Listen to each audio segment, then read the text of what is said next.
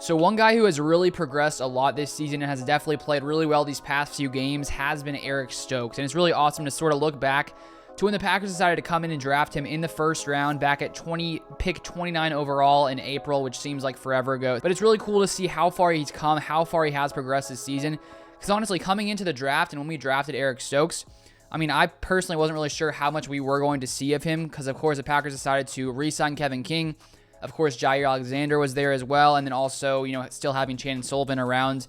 And I was sort of wondering with Eric Stokes, is he going to maybe slowly get some more playing time as the season goes by, and maybe if he can show that he has what it takes, maybe he'll take over the role from Kevin King eventually, which I think, lots of people maybe saw that happening just because of, Kevin King's struggles last year. And just to see the development that has happened in Eric Stokes and to see the progression and just how good he has been for the Packers as a rookie in his first season is honestly, really exciting to see. And especially with, of course, Jaire Alexander going down, the way that Eric Stokes has played has really, allowed this Packers defense to, be overall good this season. There has been a few, I'd say, poor showings from the Packers in these past few weeks when it comes to, the points that they have allowed. But Eric Stokes has actually been playing really well. And if we take a look at this past game, PFF actually graded it as his best game of the entire season for Eric Stokes. They gave him an 88.3 grade, which he's never had a grade by PFF in the 80s this year. So in this game versus the Ravens, he was facing off against Marquise Brown a lot, and that guy's super fast. And Eric Stokes, has that speed too, so he was able to sort of stay with him a lot of the game. If we take a look at the stats for this game, he was targeted 9 times. He did allow 7 receptions, but only for 35 yards. So most of it was just in front of him. Lots of the Packers corners were playing off a majority of the game. So he did allow a few, catches in front of him, but only 35 yards total.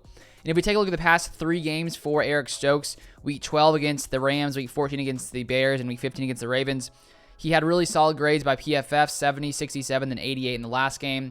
And in the past 2 games, last week versus the Bears, he allowed 0 receptions for 0 yards. And then a week before that versus the Rams, he allowed 3 receptions for 20 yards.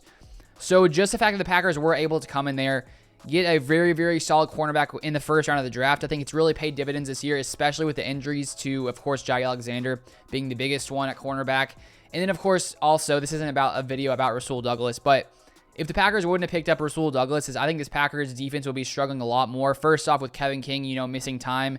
And now, Rasul has really taken over Kevin King's role as well with, Kevin King coming back.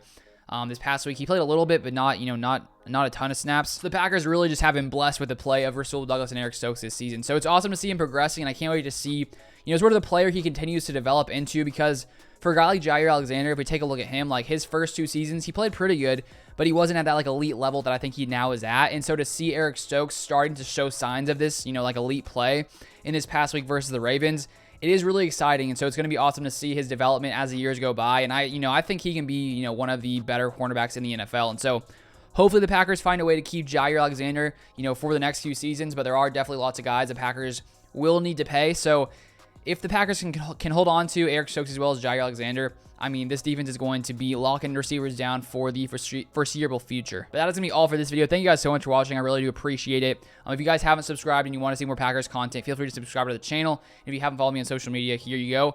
But that is all for today, and I'll see you guys next time.